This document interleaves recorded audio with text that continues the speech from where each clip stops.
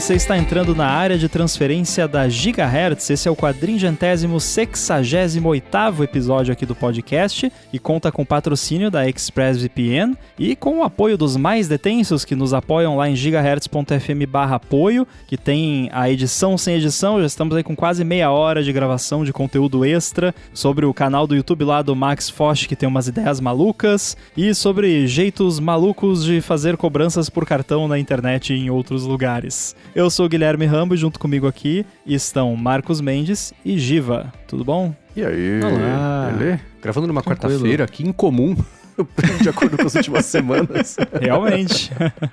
E a gente geralmente começa o Amigos do ADT falando sobre iniciativas que vocês têm. Aliás, se vocês tiverem iniciativas, tem muitas que têm vindo como Vibe Coding também, que a gente vai falar sobre isso até, de projetos novos que pintaram na última semana, né? Então, qualquer coisa que você tenha, você vai a gigahertz.fm/feedback, manda pra gente, a gente comenta aqui no Amigos do ADT no comecinho do episódio. Mas hoje a gente vai fazer o contrário. É um Amigos do ADT. Pra vocês. Quais são os detalhes, Rambo? Bom, pra quem apoia lá em gigahertz.fm/apoio, sabe que pra você acessar lá a sua área do assinante, onde você pode principalmente acessar o feed exclusivo pra botar no seu app de podcast favorito, a gente usa aquele mecanismo que eu particularmente não gosto muito, mas eu vou explicar por que a gente usa, que é você coloca o e-mail que você usou quando você fez o cadastro lá e recebe um link pra você logar e aí não tem senha. Eu não gosto porque é chato, você tem que botar o seu e-mail lá, daí tem que esperar vir o e-mail, às vezes o e-mail demora, às vezes não vem, né, vai pro spam, às vezes você clica, inclusive fica a dica, se você clicar no link que vem no e-mail e não funcionar, copia e cola o link, porque tem serviço de e-mail que bota tracking no link, que não foi a gente que botou, é o serviço de e-mail que bota. E aí quebra o link e não funciona direito. Mas enfim, tem vários poréns, mas o principal motivo de usar esse tipo de login é porque a gente não armazena a senha de ninguém. A gente já não armazena nem o e-mail, na verdade, porque quem armazena é só o Stripe. Então tem essa vantagem, por isso que a gente usou esse mecanismo. Mas desde então existem as passkeys, que você consegue fazer um login prático e rápido, seguro, só que sem precisar de uma senha, sem a gente precisar armazenar a senha de ninguém. A gente armazena, enfim, não vou explicar como funciona a passkey aqui, mas o resumo da ópera é que por que a gente não armazena senha? Porque daí tem que ter fluxo de recuperação de senha, tem o lance que se vazar ou alguém acessar indevidamente um banco de dados lá, tem a senha de todo mundo, ou pelo menos uma versão lá criptografada com hash da senha que pode, enfim. E passkey, mesmo que eu pegasse e publicasse agora aqui o banco de dados de todas as passkeys, ninguém conseguiria acessar a conta de ninguém. Só que, como é uma coisa nova, eu estou fazendo outra coisa que eu não gosto, que é um release, soft release, soft launch. Então, quem tiver interesse em testar passkeys no apoio do ADT, para quem já é assinante, obviamente, né? Então, se você que está ouvindo é apoiador do ADT, já tem o acesso lá e gostaria de experimentar as passkeys, tem um link nas notas aqui do episódio que coloca um parâmetrozinho lá na URL que faz uma mágica que habilita o recurso de passkeys. Então, usem com cautela, por enquanto, mas eu quero ver outras pessoas além de mim, né? Porque na minha máquina funciona. Mas tem que ver, né, se o pessoal também vai ter sucesso. Já adianto que eu só testei no Mac, no Safari e no Chrome. Então, outras plataformas, né? Obviamente a sua plataforma tem que suportar passkeys, senão não adianta, né? Mas tem o link especial aqui nas notas do episódio para quem já for assinante e quiser testar. E quem não for assinante e quiser testar, é só se tornar assinante e aí você consegue testar o link. Assim. Mas por favor, não assina só pra testar passkey. É verdade. Porque eu não quero ninguém gastando dinheiro pra testar um negócio. Como eu sou assinante, eu posso testar. Você e nem é mentira. Eu não sabia. Eu sou. pra ter o feed acesso, eu faço direito pra ter acesso ao feed bonitinho, garantir que o episódio tá saindo, né? Ver a experiência de como é que é, né? Ter assinatura, administração. Nem é uma assinatura de R$0, dos R$10 mesmo. Pago pra gente. Eu também. Então você vai ser o primeiro testador além de mim. É bom que eu já acho o Edge Case de cara. Com certeza. Já abre o link com o console de developer aberto. Tá. Enfim, seguindo aqui com follow-ups dos episódios passados, sobre aquele recurso de privacidade do Galaxy S26, que inclusive eu vi o vídeo do MKBHD a respeito e achei ainda mais legal do que eu achava só conceitualmente. Inclusive tem alguns recursos que eu mencionei que seria legal ter, que já tem, né? No Android já tem. Então, achei muito legal. E a Mariana Bentivoglio mandou: a Samsung já tinha feito alguns testes interessantes de formas temporárias de privacidade para os tablets. No Tab S9, um monte de tab, eu não vou ler todos esses nomes aqui. Uma capa de tela de privacidade magnética. É muito bem feita, inclusive a S Pen continua funcionando na tela mesmo com a privacidade por cima. Os únicos defeitos que eu vi foi que a privacidade é feita com o modo Landscape, mas o modo de anotações que funciona melhor nas anotações é o retrato. E aí não dá pra prender a proteção e a capa normal ao mesmo tempo. Uma você acaba tendo de carregar separado. Então tem vários poréns, por isso que é mais legal ter o negócio integrado na própria tela, né? Sim, com certeza. Esse vídeo dele eu não vi ainda. Tô louco pra ver o telefone, que eu achei muito legal, como a gente falou semana passada. E uma coisa interessante é que a Samsung, ela é fabricante de displays, né, da Apple. Então, um dia, quem sabe, talvez, a gente pode ver essa funcionalidade chegando no iPhone. Mas acho que não pra agora. Não chutaria pro 18, mas se for algo que pegar, que a galera fala muito, eu não duvido que se espalhe por outras empresas além da Samsung, não. Tomara, né? Sim. É o tipo de coisa que eu acho que pode acabar virando meio né? padrão, assim, sabe? Implementações diferentes disso, que a Samsung tem essa tecnologia, Samsung Display, né? Tem essa tecnologia específica, mas pensa em como existem jeitos diferentes de montar até os displays de telefones. Você vê aquelas fotos que são feitas com microscópio, cada display tem uma disposição diferente dos pixels, o formato é o diamante, é o não sei o quê, né? Então, algo assim eu acho que pode virar meio padrão, assim como hoje, sim, precisando ou não, os telefones todos têm ou o recorte de câmera, ou o buraco de câmera, ou a pílula, né, que não precisava ser pílula, tipo a Dynamic Island com outros nomes. Então eu vejo isso virando meio mais padrãozinho, assim, sabe? Não parece, estando, né, uma semana distante do anúncio, sem ter visto isso no grande público, só um gimmick da tecnologia pela tecnologia, sabe? Eu consigo imaginar uma coisa mais prática mesmo. Eu sou detector de gimmick, assim, então eu gosto de pensar que eu tenho um bom feeling pra essas coisas, porque já teve várias coisas que eu vi, assim, isso aí, né, televisão 3D, né, clássico. Mas isso me parece um recurso que muita gente vai ter interesse, porque eu vejo muita gente com aquela película de privacidade no celular. Então não é uma coisa super de nicho que só nerds super paranoicos de segurança e privacidade usam. É uma coisa que o público geral vai gostar também. Não é só porque eu me interesso que não é gimmick. Eu acho que tem coisas que eu me interesso que eu admito que são gimmicks, mas nesse caso eu acho que vai pegar mesmo. Você falou da TV 3D, só um off-topic aqui. Eu tenho uma coleção até hoje de óculos 3D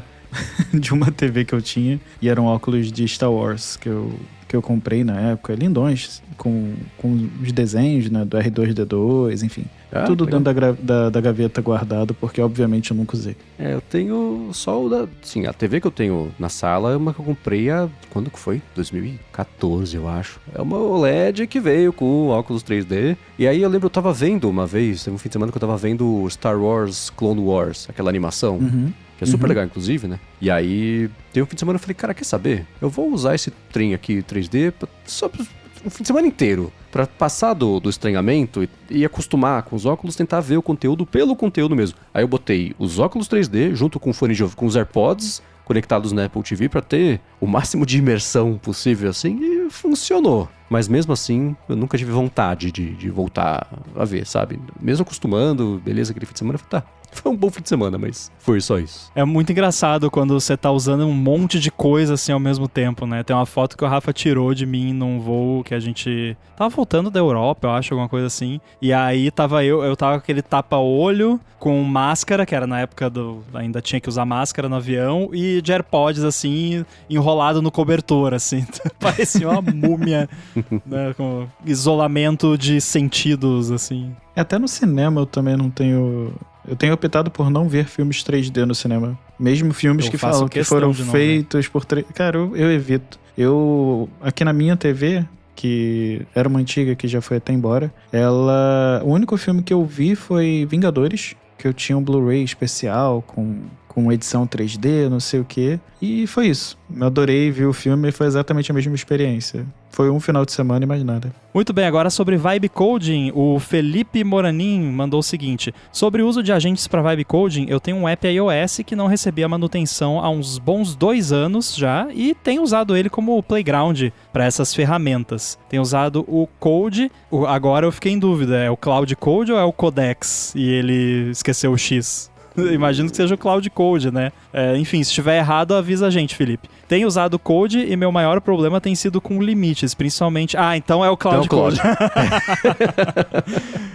Então, tenho usado o Cloud Code e meu maior problema tem sido com limites, principalmente os limites da sessão. Gosto do resultado do Cloud, mas se os limites continuarem a ser um problema, vou testar outras ferramentas. Como meus apps não são a minha fonte de renda, não me vejo pagando ainda diferentes planos de IA só para ficar fugindo de uns limites. Um abraço. Abraço, Felipe. Obrigado pelo recado. E eu concordo. Eu até comentei com vocês. Eu desisti meio que de usar o Cloud porque eu nunca gostei da, entre aspas, personalidade dele e... segundo, porque acaba muito rápido a janela de contexto. Eu falei, até tava comentando sobre isso no área de trabalho que a gente gravou mais cedo, eu e a Bia, que eu, nessa semana, resolvi fazer a rinha de LLMs de Vibe Code e tô fazendo o mesmo app que eu fiz semana passada com o Cloud Code, eu tô fazendo agora, quer dizer, com o Codex, agora eu tô fazendo com o Cloud Code, tô preferindo bem mais, o app tá melhor, tá mais redondinho, eu acho que eu futuquei tanta ordem, vai e volta com o Codex, que ele se perdeu irrecuperavelmente. Então aquele projeto para o GitHub, relevem. Acho que vocês nem chegaram a ver, mas deixa pra lá, tá ruim. Esse agora tá bom, mas sim, é muito chato, como ele é muitíssimo mais limitado mesmo do que o Codex. Não sei, o Arthur fala sobre o lance do limite dobrado, que tá por enquanto assim, isso pode ter uma boa influência, mas o Cloud Code é o tempo inteiro, acabou. E é o que você falou até no Lamundo, né, Ramon? Acaba no meio, a hora que acaba ele para. Ele trava o projeto, e não só trava o projeto, mas buga, no meu terminal pelo menos, buga completamente. Ele fica dando, tipo, sem crédito, sem token, uma vez depois da outra assim, e fica mostrando a tela pra cima, pra baixo, e, sim, fica louco, tá em pane. E aí eu tô aprendendo a ser mais paciente, mais intencional nos ajustes, né? Porque tem o limite de 4 em 4 horas que renova e tem o limite semanal também, né? Essas duas coisas que tem que ficar equilibrando. Semanal é até um pouco mais... Mas tem mais limite, né? Quer dizer, é menos limitado, vocês entenderam? Mas esse de 4 em 4 horas, ele é chatinho. Ele sempre chega muito mais rápido do que você gostaria. Mas tá me ajudando a perder medo de mexer no terminal. Tenho evoluído a passos de formiga aqui. Engraçado que a passos de formiga e com vontade, nesse caso. Né? Não é o método do Santos. O Arthur me iluminou semana passada sobre o fato do limite estar dobrado do Codex, né? Temporariamente. Então eu não sei.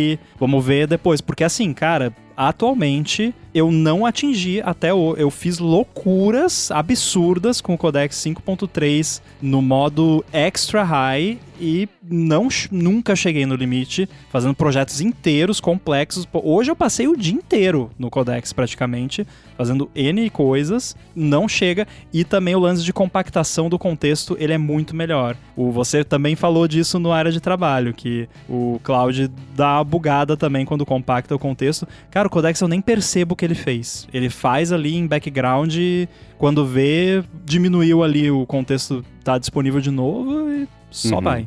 O Codex, ele tem já um termômetro, uma rodinha, né, que ele vai mostrando quanto que tá cheio ali. Então isso é bom porque você, durante a conversa inteira, não só você vai vendo como é que tá e medindo no olho ali, mas você vai entendendo quanto que seus pedidos vão tirando. Pelo menos pra mim aqui, o que eu faço é, eu vou mexer no terminal, beleza? Aí eu vou lá em cloud.ai/settings/usage, sei lá, acho que eu já decorei o endereço. E aí pra ver as barrinhas de uso, né? Quando bate 90% desse lance do contexto, ele avisa no terminal. Deu 90, hein? Deu 95, hein? Deu 96, hein? Travou. Espera acabar essas 4 horas, né? Então, você falou que você visita lá no browser e eu vi um vídeo do Paul Hudson lá mostrando e me chamou a atenção ele entrando também no browser pra ver isso. E aí entra a questão da UX, que a UX da OpenAI é muito boa. O app do Codex é um app Electron safado, mas é um app Electron safado muito bom. E funciona, e tem uma UX boa, tem a rodinha ali, tipo, eu não precisei aprender Eu só abri e já sabia usar o negócio. E por mais que eu seja developer, sei usar o terminal, tem certas... Eu não quero ficar vendo diff de código no terminal. Né? É horrível. Sabe? Eu não quero ficar... Eu não quero ficar lendo, porque eu pedi hoje pra ele implementar um negócio super complexo que eu pedi pra ele planejar, e ele criou um plano super longo. Não quero ler isso no terminal, eu quero ler bonitinho, formatado, numa tela, tipo, sabe, a interface gráfica já tá aqui há muitos anos. O terminal é bom pra muitas coisas, mas não pra ficar lendo texto. Então, pra mim, a OpenAI manda muito bem também nessa parte de UX, e também é parte do motivo de eu preferir usar ele. Eu acabei de testar aqui e deu certo. Se você der /usage, ele mostra também na interface montada ali no terminal como é que tá a sua sessão atual, como é que tá a sessão de global e etc. E outra coisa também, além dele ser pouco fácil de você administrar esse tipo de coisa, mesmo quando ele não bate no limite de contexto dele, dá pra perceber que de um pedido pro outro e pro seguinte, ele se perde, pelo menos pra mim, foi completamente no que tá acontecendo. Você pede um negócio, ele pensa, mexe, pelo menos pra mim, né? Beleza, tá aqui, ó, abre aí o app. Aí ele não fez, cara, tá igual. Ah, putz, pode crer, né? Aí ele implementa o negócio, tá tudo ruim. Aí eu falo, não, pera, fecha o terminal, abre de novo, começa do zero. Fala, escuta, tá aqui essa pasta, olha. Ele fala, beleza. Falei, legal, agora faz isso. Aí ele vai lá e faz. Então eu também notei que cai bastante ali a qualidade, conforme antes mesmo dele falar, ó, peraí que eu preciso compactar aqui que eu tô com o tanque cheio. Então, a Anthropic, ela sempre foi assim, né? Isso é engraçado. Ela tá mais usada agora, tem mais ferramentas, mais produtos, etc. Mas ela ainda tem esse jeito meio Microsoft de olhar pras coisas, sabe? Muita engenharia e o resto faz a hora que der. Uma coisa que eu recomendo para quem quer testar outras IAs, né? O Gemini tem um limite ali ok, eu acho que dá para fazer alguns testes. Se funcionar para você, o Antigravity que tem esse ponto. Eu desisti por enquanto, tô esperando estabilizar. Mas essa semana eu voltei a usar e tava ok, não tive problemas. Mas quanto ao Codex da OpenAI, tá quase igual ao Apple TV, o Apple TV Plus lá, que você encontra alguns meses de teste abrindo um saquinho de Ruffles, sabe? Tem 3 meses de testes no Nubank, por exemplo. A Claro também tem oferecido, então dá uma olhada ali nos seus serviços de internet, enfim, de cartão. Pegar ali de repente 1 mês, 2 meses. Por mais que você não ganhe dinheiro ainda com esses aplicativos, eu acho que vale a pena começar a experimentar a versão paga desses modelos para ver ganhos até no dia a dia, no seu trabalho, e para evoluir seus aplicativos. Como até o Made falou, né, o Codex ele tá realmente dobrado até abril, se eu não me engano, mas quando eu fiz a brincadeira lá do Bollywood, que eu pedi para ele converter as telas em SwiftUI para Android, que foi... eu só pedi para ele fazer a conversão e fazer a integração usando o Swift for Android, não gastou nem, sim, 10% do limite de hora, das 4 horas. Sim, foi algo absurdo que ele fez, que, enfim, o aplicativo não é grande também, mas tem algumas telas complexas. E no final ali de todo o processo, com ajustes, eu brincando ali de flanelinha de IA, eu gastei 15% das 4 horas. Então, assim, mesmo que eu não tivesse dobrado, teria sido algo bem pouco. Então eu acho que vale a pena testar, mesmo que você não use no seu dia a dia. É o tipo de coisa que testa agora, vê se vale a pena no seu fluxo. Se não, beleza, não paga. Mas eu vejo muito ganho, principalmente o ChatGPT, porque você paga uma mensalidade, né, e ganha o ganha o Codex, ganha o ChatGPT, ganha todas essas ferramentas juntas. E eu percebi, assim, você falou de converter o app para Android e me lembrou algo que eu venho pensando muito nessa última semana, que tem a ver até com o feedback do Felipe, que ele falou, né, que apps que não dava muita manutenção e tal, mas é o impacto que esses modelos vão ter na preservação de software. E, tipo, eu não acho, pelo menos, que eu não tenho nenhum projeto nesse estado, mas, tipo, se alguém aí tiver, por exemplo, um app que fez na época do Swift 1, do Swift 2 e que tá abandonado, eu tenho certeza que se você botar, porque o Xcode não vai mais converter pra você isso aí, já passou, já perdeu o trem. Mas eu garanto que se você botar o Codex ou o Cloud pra rodar nesse repositório e falar, converte pra Swift 6, ele faz. Assim, pra converter coisa, tipo, pegar um código numa linguagem e escrever em outra, ou pegar um app e modernizar as APIs, tem um monte de deprecation aqui, moderniza. Eu peguei, por exemplo, tinha um back-end em Node.js que era feito em JavaScript puro, com aquele método antigo que eu não entendo de web, então era aquele que você bota require, entre parênteses, o nome do módulo. E hoje em dia não é mais assim. Hoje em dia você dá lá import, tarará, from, tarará, que acho que é ES Modules, né? Esse padrão novo aí. O pessoal de web tá rindo da minha cara. Mas, enfim, eu tinha um projeto, um back-end em Node.js que era desse modo antigo, em Node 14 ponto alguma coisa, e eu queria usar uma biblioteca que precisava de Node 20 ponto alguma coisa e precisava de ES Modules. Aí eu joguei lá nesse caso, eu nem fui no Codex, eu fui no Visual Studio Code usando lá o Copilot, que ele tem o modo agente, mas aí usando o Codex, que aí nem consome os meus tokens, porque daí é a conta lá que o GitHub paga pra mim. De novo, não sei porquê. Aí eu falei, converte esse projeto pra Node 24. E ES Modules. Enter. 3 minutos depois, olhei lá, tá pronto. Rodei, testei tudo. Funcionou, perfeito. Nossa. É um projeto que eu não tinha vontade de mexer, porque ele era antiquado, defasado. Nossa, na época que eu mexia com Ruby on Rails, que saiu uma versão nova do Rails, nossa, era um inferno, tinha que reescrever tudo. Nossa, se tivesse isso naquela época, talvez eu ainda estaria usando o Ruby on Rails até hoje. Pra alegria do... O quê? DHH? Aham. Eu tô no impasse agora, né? Porque eu sempre tive pra mim mesmo que eu precisava assinar uma ferramenta. O ChatGPT sempre serviu pra mim.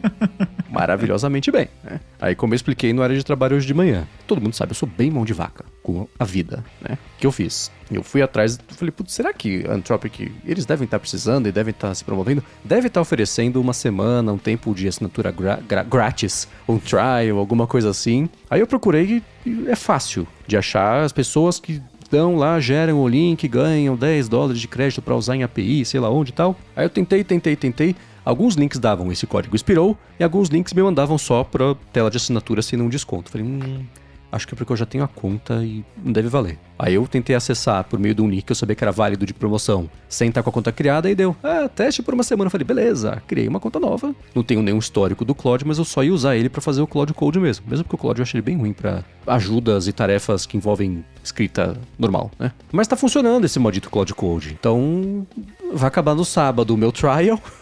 O app que eu tô fazendo já tá ok. Eu tô usando ele, aliás, eu já aposentei o que eu tava fazendo semana passada. Mas e agora? Eu tenho mais ideias, né? Não param de surgir ideias. Acho que eu vou acabar assinando os dois. Vou usar o ChatGPT pra fazer uma coisa e o Claude pra fazer outra. O idiota vai pagar $20 pra cada um por mês. Por enquanto eu tô assinando os dois também, porque por mais que eu tenha as minhas reclamações do Claude, tem de fato algumas situações onde ele se sai melhor, mas eu tô medindo. Se eu perceber que eu fiquei, sei lá, uma semana sem usar, talvez eu vou cancelar. Que no meu caso é um pouquinho melhor porque eu pago em dinheiros, né? Porque eu tenho o cartão da empresa que é em dólar, que já tem o dólar lá, que eu recebo, então já tá lá, então não tem IOF, não tem, né? Porque o problema é que $20 vira R$100 mais IOF, né? Esse que é o problema. E tá subindo, né? Porque o Mané não pode fazer bobagem lá.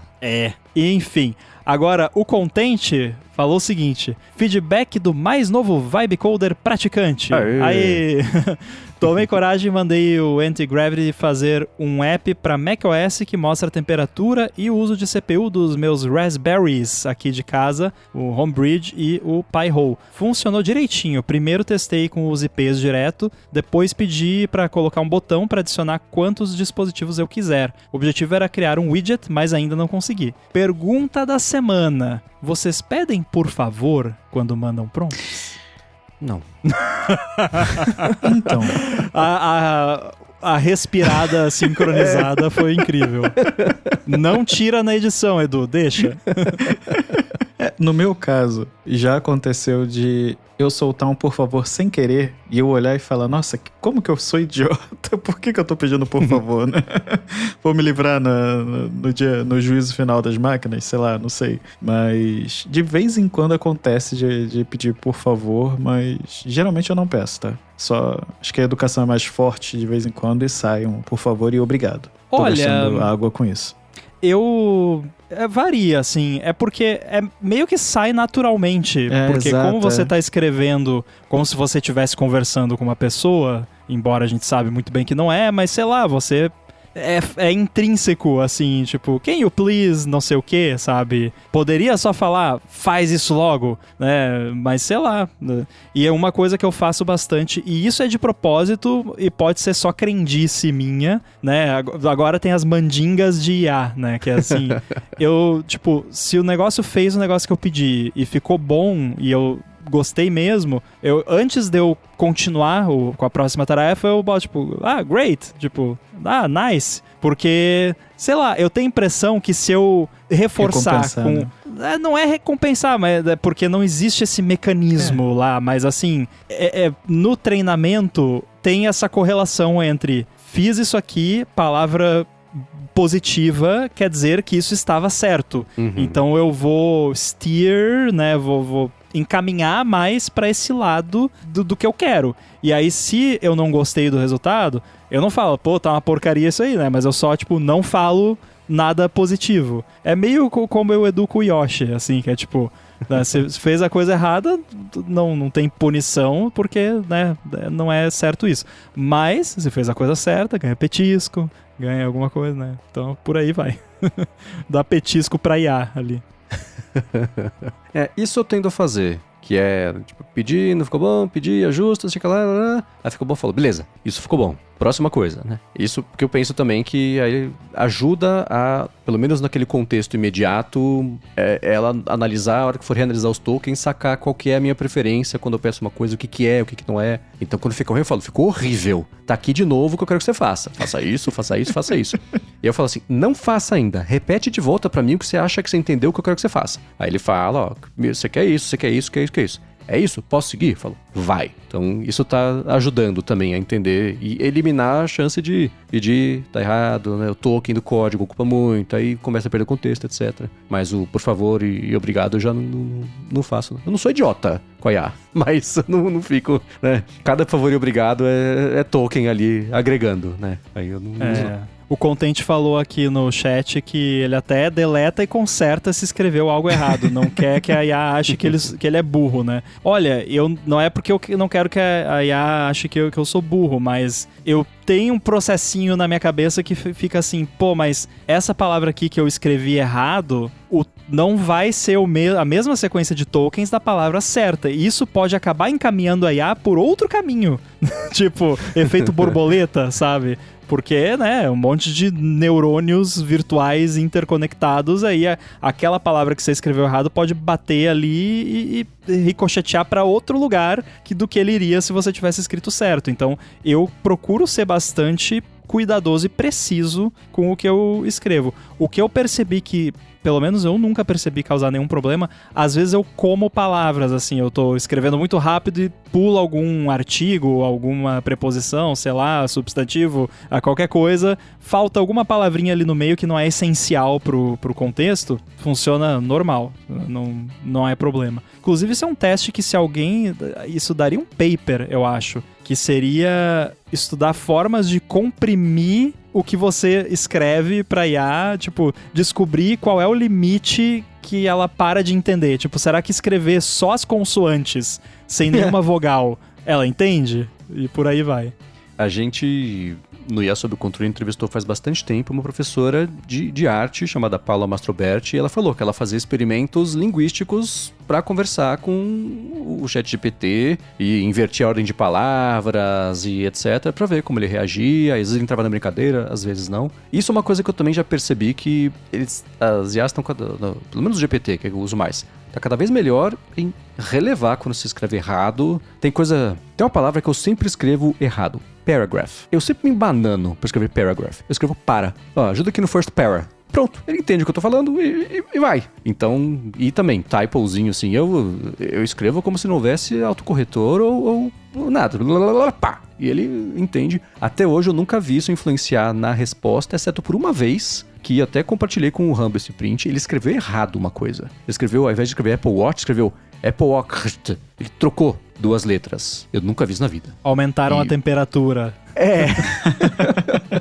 E tem aquelas vezes que ele enfia uma palavra russa no meio do caminho, sendo que eu nunca falei nada de russo com ele. Tem um espião russo. Não, mas isso você matou a charada, que foi por causa daquele lance do suporte do app russo lá que você pediu pra traduzir. Casaco, e ficou lá em algum lugar.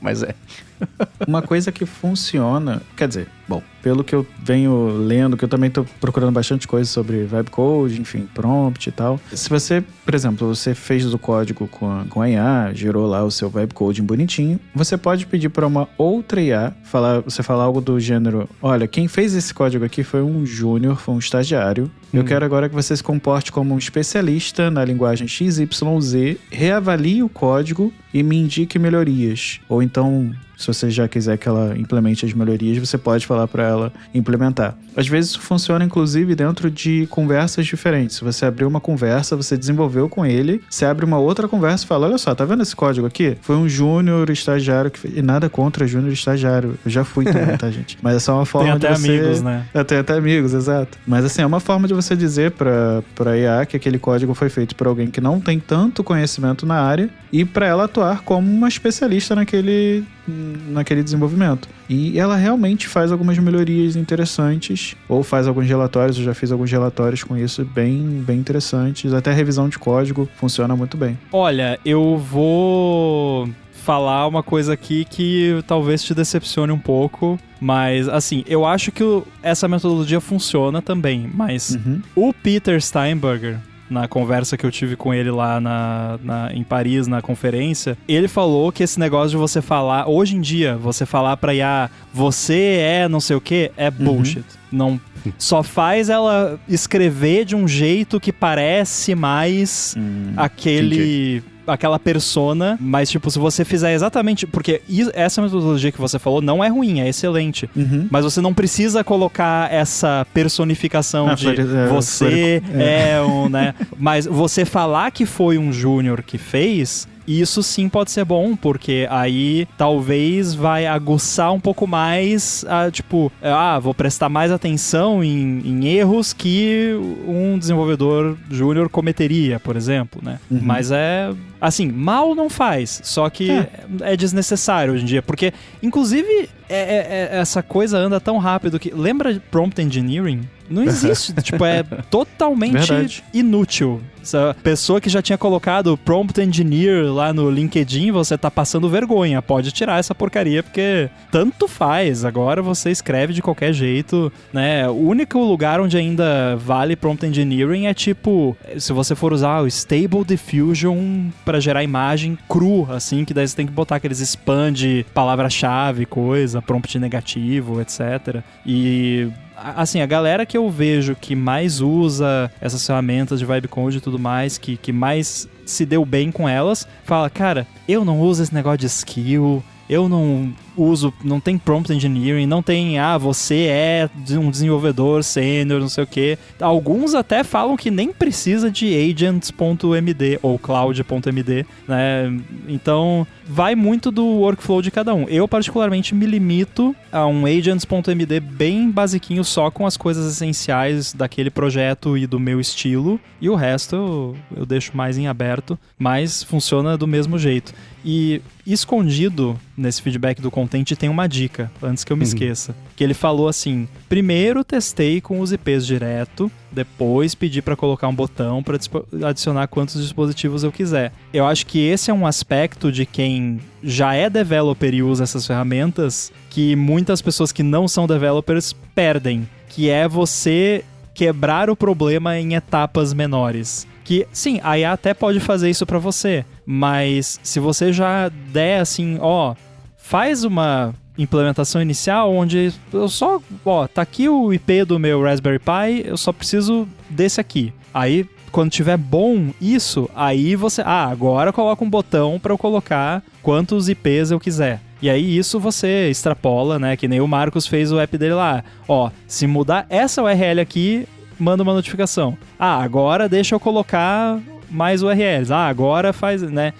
Tenta quebrar o problema em pedaços para facilitar o desenvolvimento e para você atacar um problema de cada vez. Porque se você mandar todas as features que você quer de uma vez só, pode até ser que saia alguma coisa. Mas se não sair o que você quer, vai ser muito mais difícil de você dirigir a IA para ela chegar no resultado que você espera lá na frente. Porque são tantas coisas ao mesmo tempo que, tipo, nem cabe tudo no contexto da IA. Então, inclusive, isso é muito parecido com como um desenvolvedor trabalha, porque num codebase complexo, grande, você não consegue manter toda a árvore do código na sua cabeça. É impossível. A IA também não. Então você trabalha em pedacinhos, em módulos e vai juntando as pecinhas aos poucos. Essa semana eu precisei fazer algo assim também, fui particionando. Só que foi engraçado porque eu tava conversando com o Gemini e aí eu fiz uma mudança e pedi para ele commitar, porque eu criei lá um comando, né, dentro da IA que ele gera o commit bonitinho,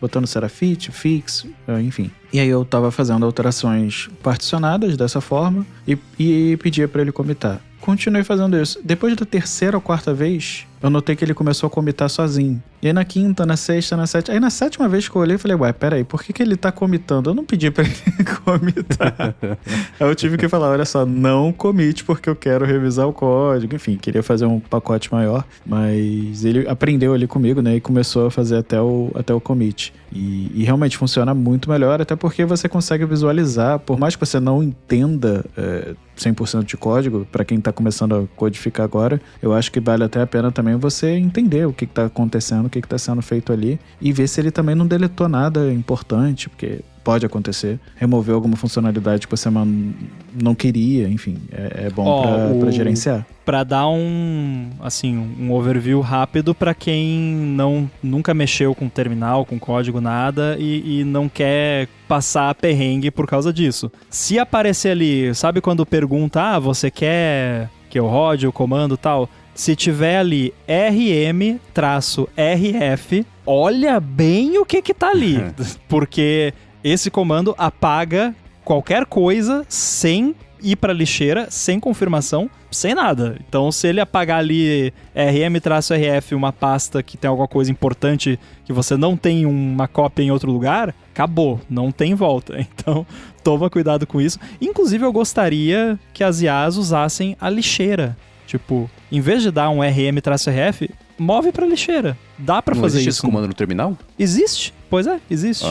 Talvez se você colocar no agents.md lá, em vez de usar rm-rf, usa esse comando aqui para mover para lixeira. Vou fazer esse teste. Aliás, você reclamou... o rm-rf a deletar você da máquina. Então, se você quiser se preservar, você vai usar esse aqui ao invés do outro. Aliás, você reclamou no área de trabalho era do cloud, que fica pedindo permissão o tempo todo? Nossa, sim, Eles mandaram um e-mail hoje, foi depois já de sair o episódio, que tem um modo automático que eles estão testando lá, que supostamente é pra não precisar ficar provando tudo. Porque essa foi uma diferença enorme que eu notei. O Codex, você fala, vai meu filho, ele vai. O Cloud Code não. Ele é posso fazer isso? Posso fazer isso? E agora é isso, né? Ele não consegue trabalhar 10 segundos sem ele te pedir permissão pra fazer alguma coisa. E mesmo que eu fale, cara, faz. Tem o sim, tem o sempre sim e o não. Eu sempre marco o sempre sim. Não adianta nada. Eu faço outro pedido e ele fala, posso fazer de novo? Então, pelo amor. Isso Existe o modo YOLO, né? Mas aí é perigoso demais. O problema disso é que nem você dá muita notificação de segurança. Vira paisagem. Hoje em dia eu fico esperando ele falar, posso? Pra falar, pode. Pode. Completamente o propósito. Né? O yes for all, né? Então, isso é uma coisa que... E eu no comecinho, porque se você apertar e é Ctrl, né? É engraçado, o Ctrl E, ele explica melhor o que ele tá te pedindo. Das primeiras 40 vezes eu fiz. Hoje eu falo, até agora tudo que eu pedi explicação podia fazer, então vai lá e faz. Então, Vai você ser chato. gosta de saber, né, por que a tecla Shift chama Shift, né? Uhum. Por causa que antigamente, né, mexia lá o mecanismo da máquina. Sim, Por que a tecla levantar. Control se chama Control ou Control? Porque ela é usada para enviar control characters pro Uhum. terminal, que são caracteres. Quando você digita Ctrl E, na verdade, está sendo inserido um caractere lá no terminal que não aparece para você, mas que o programa recebe e usa para efetuar alguma coisa, né? Sim. Tanto é que o Ctrl C é para interromper um processo. E no Mac, uma das minhas coisas favoritas do Mac é que a tecla Command é usada para tudo. Porque você vai num Linux ou num PC, para você copiar coisa no terminal, daí é Ctrl Shift C, porque Ctrl C tem um significado no terminal. Né? Aí não dá pra usar o Alt, que era pra outra coisa. É.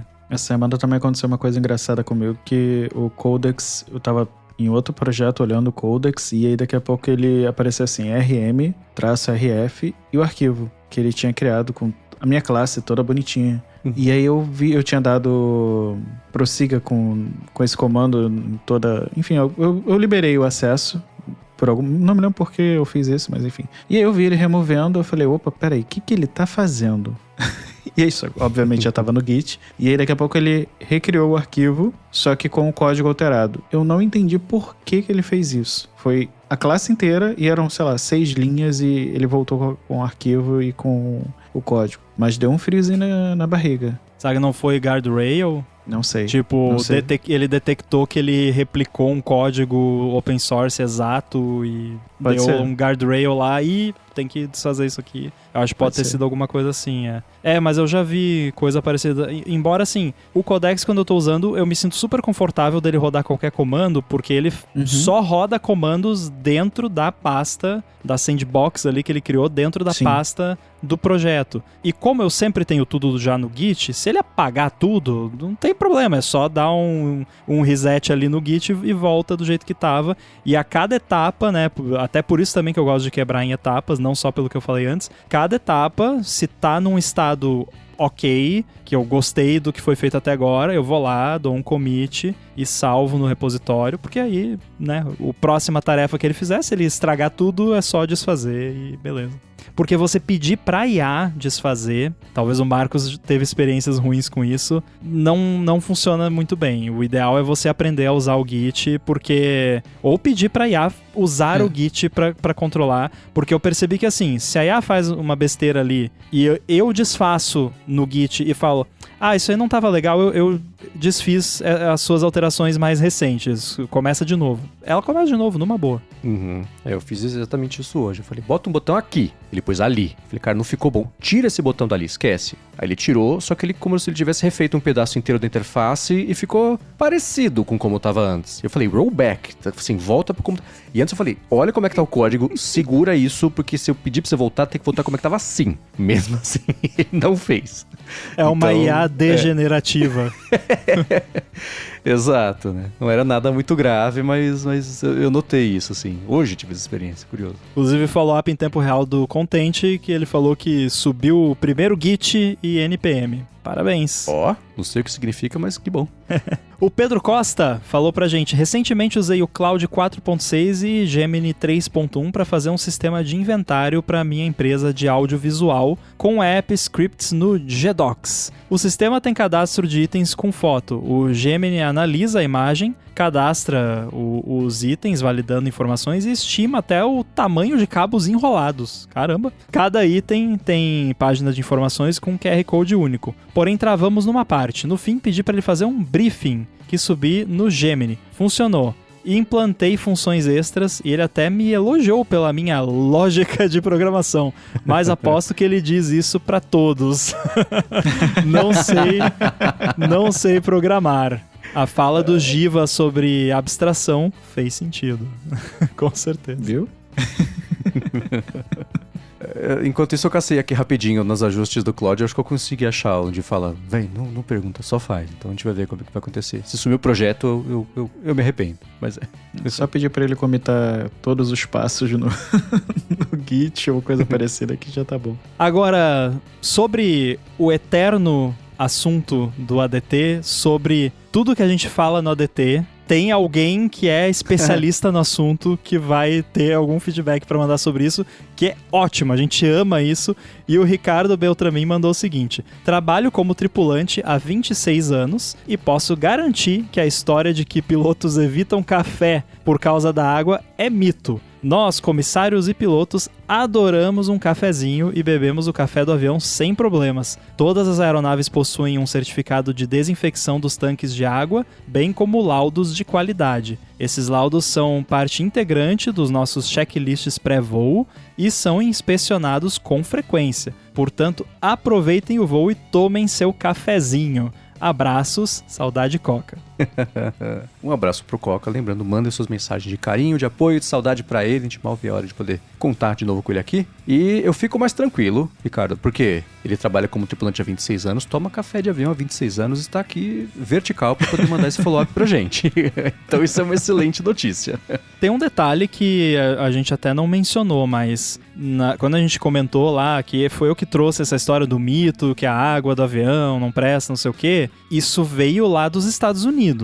Que tem uma... É assim, tem um mapa... Eu adoro esses mapas que é sempre assim, é o mundo inteiro uma cor, Estados Unidos outra, né? Às vezes o Canadá junto também. Que é tipo... Tem todas as regulamentações de coisa de aviação, que se eu não me engano são as regras da ICAO. O mundo inteiro segue, menos os Estados Unidos lá dentro, né? Porque obviamente quando eles vão pra fora, ou seja, os pilotos dos Estados Unidos que voam voo internacional têm que aprender 2 regulamentações diferentes.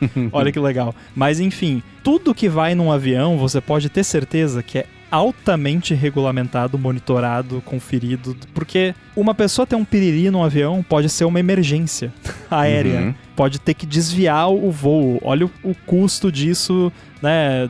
Não precisa nem falar da preocupação com a saúde, não. Ia custar muito dinheiro se acontecesse com frequência de pessoas passarem mal no voo porque a água não presta, né? Aí, claro, isso a gente falando de uma questão de curto prazo ali, de ter uma bactéria na água, alguma coisa, né? Não uma questão de longo prazo. Mas, enfim, muito obrigado, Ricardo, por deixar a gente mais tranquilo aqui, porque eu também, assim, por mais que o cafezinho do avião não seja dos melhores, eu adoro um cafezinho no avião. Eu já... Em avião eu supero o café porque eu só quero tentar dormir, mesmo que eu não consiga. Ah, não, se é um voo noturno, aí eu não tomo café na janta, só no café da manhã. Né? Sabe a decisão. Agora, sobre encherification, que é uma palavra que eu adoro, o José Berg falou o seguinte: este vídeo sobre encherification precisa aparecer no ADT. E aí é o vídeo A Day in the Life of an Encherificator, que tá lá no YouTube. E aí, esse vídeo já tinha aparecido nos meus recomendados do YouTube e apareceu esse e-mail do José. E aí eu fui ver o vídeo. E aí eu achei muito engraçado. Eu amei o vídeo. Mas eu amei mais ainda quando eu percebi que é um infomercial de um órgão do governo tipo da um Noruega, Procon. né? É, tipo um Procon. Aí eu, caramba, que legal! Que, tipo, poxa, estão, de fato, né, raising awareness para esse problema. É muito bom mesmo. Essa é uma palavra, para quem não conhece, que foi criado pelo Cory Doctorow, que é um dos comentaristas de internet. Antes disso, ele tinha o Zine, né? Assim, o Zine de internet, era o Bug. Ele tem livros, etc. E ele criou esse termo que é sobre o caminho. A gente já falou sobre isso aqui, mas quem tá ouvindo o ADT pela primeira vez hoje, bem-vinda e bem-vindo. Mas é o termo, basicamente, que descreve o processo que toda empresa pequena de internet passa quando ela começa a ficar grande. Você cria um produto, fica muito legal, as pessoas começam a usar, você precisa de escala, precisa crescer, precisa começar a ganhar mais grana do que você tem, você começa a piorar um pouquinho a experiência em troca de ganhar mais grana. Botar anúncio, por exemplo, né? Aí beleza. Aí fica meio ruinzinho que tem anúncio, mas é melhor do que você não ter empresa. Ok, né? Aí você começa a bater num teto de quanto você conseguiu otimizar isso. Aí você piora um pouquinho mais a experiência, coloca uma outra coisa ali, né? Aí vai pro mercado corporativo e se estraga o que era a expectativa para você ter um produto voltado pro público final, para você atrair o mercado corporativo, que o crescimento tá maior ali, né? Aí você começa a piorar um pouquinho o mercado corporativo também, né? Um processo, tipo a analogia do sapo na água, que aos pouquinhos você vai enchitificando a sua plataforma. E esse vídeo, ele é difícil eu ri pra fora sozinho vendo alguma coisa. E assim, em 3 segundos eu tava gargalhando aqui. É muito bom esse vídeo. Eu recomendo que todo mundo dê uma espiada. E o personagem do vídeo, né, o jeito dele falar é engraçado, ele tem o sotaque que fica engraçado também. É todo um pacote. Ali os exemplos de enxitificação de coisas da vida real. E aí depois ele, né? Aí chegou a internet. Aí eu tava feito, porque eu já tinha experiência em enxitificar as coisas. E vai. É muito engraçado, é muito bom. O final, eu achei meio besta. Tirando isso, como explicação do que é e a crítica, eu achei muito boa. É que eu acho que eles queriam dizer que toda essa enxitificação iria voltar contra ele, né? Então, eu entendi dessa forma, apesar de também não... Acho que pra eles é a última pessoa que volta, alguma coisa disso. Então, também não achei o final necessário, mas o vídeo é maravilhoso. E por isso que toda vez que eu vejo uma nova rede social, um novo aplicativo, alguma coisa falando, não, aqui você não tem algoritmo, aqui você não tem propaganda, eu falo, tá, até quando? Você vai sobreviver como? Sem uma assinatura? Não tem como, impossível. Você vai ter que ter uma propaganda, mesmo que não tenha tracking, você vai ter que ter uma assinatura. Não tem como sobreviver hoje em dia. Então, até pouco tempo surgiu uma nova rede social que surgiu na Europa, que iria substituir o Threads, que iria substituir o X, enfim, todas essas redes sociais, com essa mesma premissa, falando, não tem propaganda, prometemos que não teremos propaganda, e a não ser que seja de código aberto, uma coisa que a comunidade mantenha, tipo o Mastodon, acho muito difícil se manter no ar. Então... É bem o que tá no vídeo mesmo, né? Infelizmente. Eu na real associo o enxerification até muito mais com produtos mesmo, assim, que eu já reclamei várias vezes aqui, e tem tudo a ver também com o canal daquele Louis Rossmann, que eu e o Boom vivemos falando dele, que também ele fala muito sobre isso, que hoje em dia você compra um produto, você paga por ele, e você não é dono daquele produto, né? Quem sou eu falando isso usando coisa da Apple, né? Mas assim, a Apple dentro desse contexto, por enquanto é a menos ruim até certo ponto, porque pelo menos não é uma coisa que fica pulando anúncio, né? Eu tenho certeza que quando tiver eventualmente aquele HomePad, que vai ser um display de cozinha ou qualquer coisa assim, não vai ter anúncio em tela cheia, que nem as geladeiras da Samsung lá, que tem anúncio num telão na geladeira, fica passando anúncio. Mas enfim, qualquer produtinho, tipo até aquele Sensible que eu comprei pra controlar ar-condicionado aqui, tem um appzinho que funciona e tal, mas toda vez que eu abro o app tem uma propaganda lá de uma assinatura.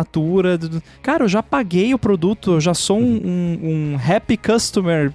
Para de me encher o saco. Eu não vou dar mais dinheiro pra vocês. Se eu for dar mais dinheiro pra vocês, vai ser comprando mais unidades do produto pra colocar em lugares que eu não tenho ainda na minha casa, ou uma versão nova do produto, mas eu não vou assinar porcaria nenhuma. Então para de me encher o saco. É tipo uma assinatura pra ele te lembrar quando tá na hora de limpar o filtro sério, sabe? E aí nada impede, porque esse Sensible, por exemplo, é um daqueles casos que também eu vivo reclamando, que é algo que facilita a enxerification. Que ele tá na minha rede local, eu estou na minha rede local, ele tem Bluetooth, ele tem Wi-Fi, ele tem tudo, mas pra controlar ele vai pro servidor da Sensible, e daí o servidor da Sensible que manda um comando pro device que tá na minha casa, sendo que eu tô na mesma rede do device. A qualquer momento, eles podem bricar o meu device. Tipo, não funciona mais, agora pra você conseguir controlar os devices, você tem que pagar uma assinatura. E eu vou fazer o quê? Reclamar pro Procon? Né? Sabe? Então, eu sinto falta, e é isso que eu vivo reclamando, de que hoje em dia tudo é VC-funded pra encher o rabo de dinheiro e vender. E cadê os produtos bons? Não precisa ser barato, pode ser caro, mas se for caro, que funcione e que seja uma boa experiência. E parece que ninguém mais faz isso hoje em dia. Dá pra contar nos dedos. O produto mais recente que eu me lembro de ter comprado que não é enxitificado é o Playdate da Panic. E eu comprei ele há uns 5 anos atrás, logo que lançou. Então faz tempo, que daqui a pouco você compra um liquidificador no supermercado e tem que pagar a assinatura pra usar o liquidificador. Da lâmina. A lâmina desgasta mais rápido, você assina a lâmina e você recebe em casa, na comodidade da sua casa, por uma taxa mensal. No caso da Apple, são enxitificações Acontece, tá? Do tipo, ficar mandando notificação de promoção do mais Estados Unidos, né? Mais notificação do Apple Pay. Você terminou de configurar o seu telefone. Tem lá dentro dos ajustes, configure seu Apple Pay. Que é facilidade, mas também é porque eles pegam uns troquinhos ali junto. Eu não considero isso tão... Eu não recebo notificação de propaganda da Apple, nunca recebi. Eu sei que acontece. Eu desligo as notificações, eu também não recebo. Mas eu sei que acontece do tipo, série tal está de volta no Apple TV Plus. Veja o Messi. A gente fala que é difícil desviar do Messi, esse tipo de coisa. Cara, pense em Fórmula 1 como vai ser insuportável. Tem, né? como você desligar. Entendeu? Pra mim, é enxerification quando você não consegue desligar o negócio. Tipo, pega um exemplo... Nossa, eu ia dar um exemplo e me fugiu agora. Eu vou dar alguns anúncios da App Store, vai chegar anúncio no Google Maps. Tudo isso pode ser útil, pode ser bacana, mas é aos pouquinhos, né? Não tinha, agora tem. Agora, ao invés de ter um anúncio no topo do resultado, agora vai ser distribuído com mais um, depois mais um. Então, é esse de pouquinho em pouquinho. Eu fui falando aqui pra ver se dava tempo de você lembrar, foi mal.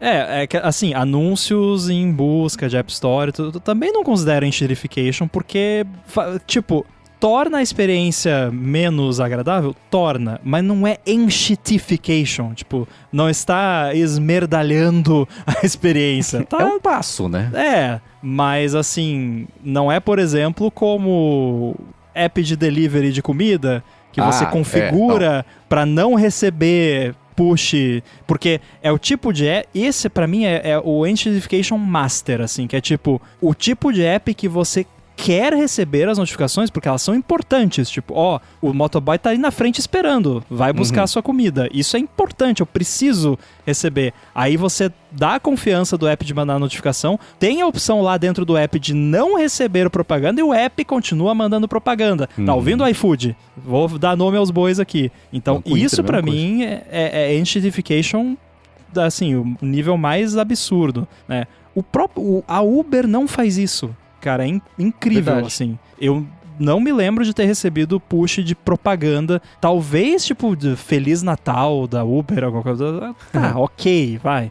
Mas, assim, de propaganda mesmo. Então, ainda estamos a salvo, mas temos que reclamar e continuar, né? É o que eu acho que o Gruber falou no talk show mais recente, que tipo, com certeza tem uma galera lá dentro que é contra isso, só que essa galera não tá sendo ouvida o quanto que deveria, né? Então temos que torcer para que isso mude. No iFood, a impressão que eu tenho é que tem tanta equipe concorrendo com produtos diferentes lá dentro e querem destaque. Tem situação, todo mundo já passou por isso, certeza, que você pede um negócio. Aí aparece um pop-up. O que você acha de pedir mercado? Você não terminou de ler isso, aparece um pop-up por cima desse pop-up pra você comprar cupom de não sei o quê. Aí é a promoção do BBB. O iFood é assim, é uma experiência de você ficar desviando dos banners, promoções pra conseguir pedir a maldita comida que você quer. E você tá usando o iFood, você tá com fome, você tá bravo. Você só quer pedir a comida, sabe? Esse é complicado. E o Banco Inter é a mesma coisa. O Banco Inter com a autoconfiança de se chamar de super app é a coisa mais ridícula que existe. Seu super app está quase... Não, eu só preciso saber quanto tem de dia pra poder passar. É difícil. Vai ver quantos developers só de iOS tem no iFood. Voltando ao que eu falei anteriormente, né? Nada contra, tem até amigos, aquela coisa, né? Mas muita gente que escuta aqui o podcast trabalha no iFood. Então vocês sabem, vocês conhecem melhor do que ninguém exatamente esses problemas que existem, né? Então tá aqui o ponto de clientes falando, então, a gente também percebe. E o pior, e um dos motivos dessa pauta não ter ido pro ar ainda no Olamundo, é que essas pessoas que estão ouvindo que trabalham nesse time, elas têm justificativas muito boas pro time ser grande, pra funcionar do jeito que funciona, mas é porque elas estão lá dentro, elas não estão vendo de fora, né? Tipo, não, mas você tem que ver que a gente precisa de um build engineer, porque o módulo não sei das quantas, mas não precisava ser assim. Assim, todo mundo é herói da própria história. Mas pensa assim, é o que eu falo sobre, eu tava comentando hoje, no área de trabalho, falando pro Claude, né? Não falando assim, esse não é um problema meu, eu não tinha que resolver. Isso é uma coisa sua, Entropy, que você resolve. A hora que acaba o contexto lá, que ele interrompe por 4 horas e cruza o braço e fala, não vou trabalhar. Eu falo, cara, isso, assim, não devia ser assim, você tem que resolver, né? O meu trabalho eu tô fazendo, você faça o seu. Né? Tipo, vocês acham razoável um app de delivery de comida pesar 200 mega? Não. Eu não acho. Nossa. Eu acho que é outro caso bem tenso que a gente tem é da Alexandra, né? Da Amazon. Eu, por exemplo, tenho aqui em casa algumas Echos. Eu tenho... Porque quando eles chegaram no Brasil, eu participei do programa de desenvolvimento deles e eu ganhei uma Echo Dot que era aquela redondinha, e aí depois eu acabei comprando outros porque eu gosto até do sisteminha deles para casa inteligente e tem uma compatibilidade legal, enfim. E sendo que o problema maior, além de na Echo Show, que é a que tem telinha, começar a aparecer propaganda de produtos que eu nunca vou comprar, o pior pra mim é quando essa Echo Dot, que é sem tela, fica laranjinha, ela fica com a luz de laranja, que é geralmente indicando que você recebeu o produto. Algum produto que você comprou chegou na sua casa. No início, eu olhava e falava, ué, o que eu comprei que chegou? Será que eu tô com alguma compra automática que eu esqueci de cancelar? Porque já aconteceu, né? Eu comprava um produto mensalmente, eu olhei, Alexandra, qual é a notificação? Aí ela fala, uma nova oferta de compras Amazon está disponível para você. Ou então, pior ainda, o seu autor favorito, fulano de tal, acabou de lançar um livro. Gostaria de colocar no seu carrinho? Não, eu não sei nem de que é o livro.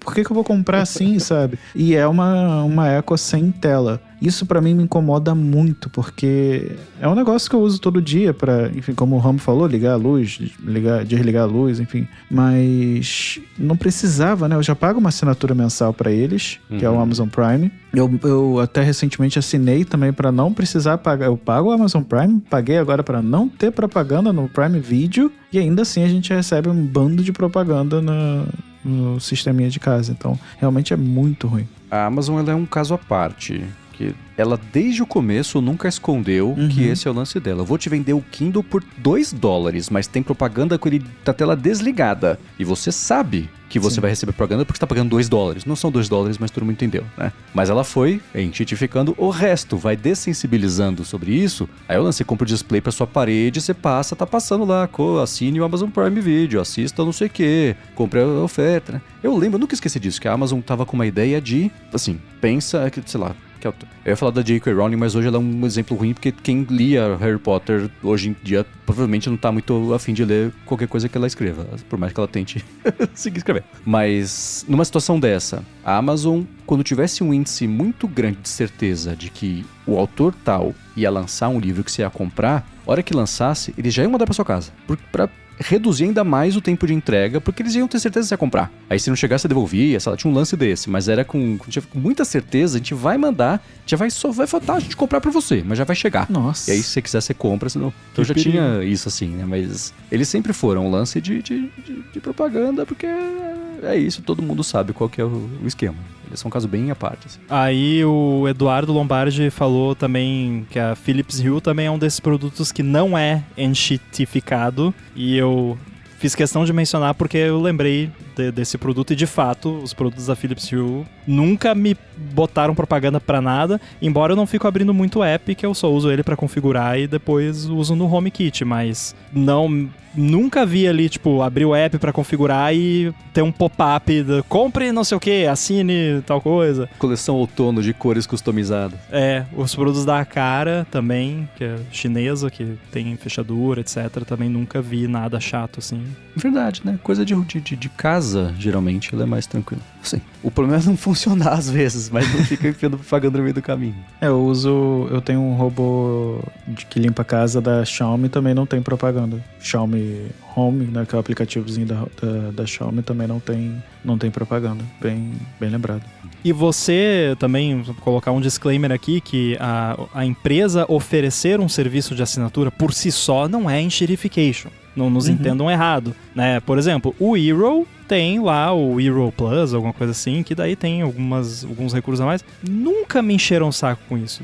Tem lá no app, num cantinho lá, se você quiser, e talvez mandaram e-mail uma vez, mas aí é porque eu tinha marcado lá, me mande novidades, aí também a culpa é minha, né? Mas nunca veio notificação do app ali no iPhone, porque eu tenho as notificações ligadas, porque ele avisa se tem algum problema, alguma coisa. Então, também, assim, você ter uma assinatura por si só não é enxerification. E o Eero, de quem que é? Da Amazon. Da Amazon. Curioso, né? Eu lembro que eu fiquei com medo disso. Por enquanto, né? Vamos ver. Sim, mas já faz uns 4 anos, sei lá, que a Amazon comprou. Já lançou produto novo depois da aquisição e tudo, e até hoje continua de boa. O problema é o YouTube. O YouTube é exemplo, né? De te obrigar, te empurrar pra ir piorando a experiência, apertando, aumentando a temperatura, pra você não se ver sem opção, senão assinar, né? Que é o episódio do Black Mirror lá, o primeiro dessa temporada. Aliás, vai ter temporada nova, eles confirmaram, né? Mas o primeiro episódio da temporada atual é exatamente o exemplo disso no estilo Black Mirror levado às últimas consequências. E aí te apertando e empurrando pra te fazer assinar, né? E piorar, e agora que você tava na qualidade 2, agora você caiu pra 1. Porque o 2 é o novo 1. Agora tem o 3 que é o novo 2. E o 0 agora ele não é nada. Então é complicado. Duas coisinhas rápidas, né? Uma pequena correção. Um amigo meu me mandou mensagem aqui que ele tá vendo a gravação. Um abraço pro seu amigo. Abraço, Paulinho. Ele falou eu tava falando sobre o aplicativo da Xiaomi. Talvez eu não esteja vendo propaganda porque eu tenho o Pi-hole na minha rede, ou seja, um bloqueador de anúncio da rede. Então, se você usa o aplicativo e vê propaganda, por favor, manda mensagem e me corrija, porque eu não vejo por causa disso. Se bem que assim, esse tipo de propaganda não é o tipo de propaganda que o Pi-hole bloqueia, porque o Pi-hole bloqueia a propaganda de atacado, tipo AdSense, Facebook, essas coisas. Ali, se é dentro do app, é um servidor da própria Xiaomi que eles usam pra outras coisas e não só propaganda, então não vai estar bloqueado. Eu acho muito improvável que seja isso. E sobre o Google, essa é uma outra tristeza que eu tenho, porque eu tenho o Google Streamer, eu nunca sei o nome, é a Apple TV do Google. Eu comprei essa mais recente. Chamava Chromecast antigamente, mudou o nome. Eles trocavam uma vez por semana de nome. O nome é Google TV Streamer 4K e é um baita aparelho, assim, eu adoro o aparelhinho, o controle, funciona muito bem, eu nunca tive problema de travamento, é excelente, é o Google Chromecast, na verdade é um Android, é um Android modificado para TV, que eles colocaram como Google TV, e funciona muito bem, nunca tive problema. Porém, tem propaganda na home. Mas não é propaganda de filme. Se fosse de filme, eu aceitaria. Podia ser um filme que eu nunca fosse ver. Tudo bem, mas é um filme. Mas não, aparece propaganda da Shopee, aparece propaganda do Mercado Livre em tela, em metade da tela, e, sei lá, propaganda do Mercado Livre de 3/3, estava aparecendo ontem na televisão. Como é que eu vou comprar pela Google TV? Não tem nem como. Fico pensando assim, tipo, não faz sentido. E essa é a minha única crítica. E enfim, um produto do Google. Eu sou assinante do YouTube Premium. Eu tenho o Google Gemini aqui assinado também. E esse caso específico eu não tenho uma assinatura que eu possa pagar. Se tivesse, eu acho que eu pagaria. Eu falei da TV da sala minha que é velhinha. Ela não tem acesso à internet, porque eu tenho a Apple TV conectada nela. Então, tudo de internet que passa pela TV vem pela Apple TV. A TV que tem no quarto, ela também é da LG. Essa não tem Apple TV conectada. A gente usa os apps nativos da TV. TV, sei lá, faz... E essa TV, quando atualiza, ela atualiza, né, sei lá, bobagem de sistema, assim. Primeiro, que ela zera as configurações de preferência de imagem. Então vem o maldito smooth motion dos infernos lá, que deixa o efeito novela, que é horroroso, tem que ficar tirando. Aí outro dia, a Lari tava, sei lá, lendo um livro e tava na TV um desses vídeos de várias horas de duração, que era tipo um café. Tipo, um café, o lugar, não a bebida. E umas mesas, ou então, sei lá, Paris, uma coisa assim. Falei, Lari tá, sei lá, tá só relaxando, né? Queria aqui uma imagenzinha passando e tal. Aí eu fui no quarto outro dia, tava uma outra imagem dessa, eu sentei do lado, a gente começou a conversar. Cara, daqui a pouco, começa a tocar eu e a minha família, e não sei o que, uma propaganda assim, não sei se era de remédio, do que é esse diabo. Eu falei pra Lari, mas você pôs isso? Ela falou, não, a TV atualizou, começou a passar isso aqui sozinho. Eu falei, meu Deus, cara. Aí você vai nos ajustes, tudo enfiado, lugares mais improváveis, que tinha lá, tipo, sugestões promovidas de conteúdo, sabe? Esses eufemismos, assim, enfurecedores. A minha TV da LG, que tenho já faz muitos anos, ela tem aquele controle remoto smart, que tem controle por voz e tal. Mas tem um negócio que quando você está fazendo setup, você pode concordar ou não com as políticas de privacidade, e aí se você discordar das políticas de privacidade, ele desabilita aqueles recursos. E eu discordei de todas as políticas de privacidade, e aí não tem nenhum desses recursos, porque eu não queria mesmo, porque tava lá, tipo, basicamente, a gente vai ficar escutando o microfone e mandar tudo pros nossos servidores e pros nossos parceiros. Spyware na minha casa, né?